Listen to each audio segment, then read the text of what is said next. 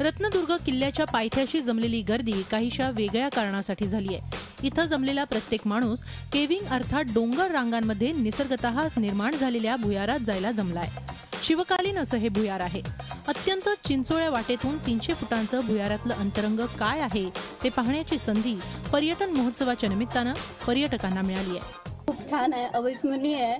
कुणी जरी एकदा केलं तर तो पुन्हा पुन्हा करूसा वाटतो, पण तो अनुभव खूप छान आहे, तर सगळ्यांनी तो घ्यावा अशी माझी इच्छा आहे। मजा, मस्ती आणि अंगावर काटा आणणारा असा हा अनुभव। या थ्रिलची सुरुवात होते तीच मुळी चिंचोळ्या वाटेनं। डोंगराच्या पायथ्याशी अंग चोरून या गुहेत शिरावं लागतं। त्यानंतर एक भिंत उतरत थेट समुद्राचं पाणी ज्या ठिकाणी भुयारात येतं त्या ठिकाणापर्यंत जाता येतं। भिंतीवरून 10 फूट खाली उतरत या साहसी केविंगचा आनंद घेता येतो। श्वास घ्यायला थोडासा त्रास होत होता। अशा थ्रिलिंग एक्सपिरियन्सने मी हा केविंगचा उपक्रम जो आहे तो अनुभवला। रत्नागिरीतल्या प्रत्येक नागरिकाने हा उपक्रम पाहिला पाहिजे होता किंवा हा थ्रिलिंग एक्सपिरियन्स घ्यायला पाहिजे होता।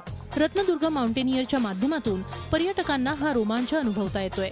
हे थरारक आणि अतिशय सुंदर असा अनुभव आपण कोकणामध्ये म्हणजे रत्नागिरीमध्ये आपल्याला घेता येतो। त्यामुळे पर्यटकांना मी विनंती करेन या साहसी क्रीडा प्रकारचा केविंगचा आनंद उपभोगण्यासाठी कोकणात या आणि पर्यटनाचा आनंद घ्या।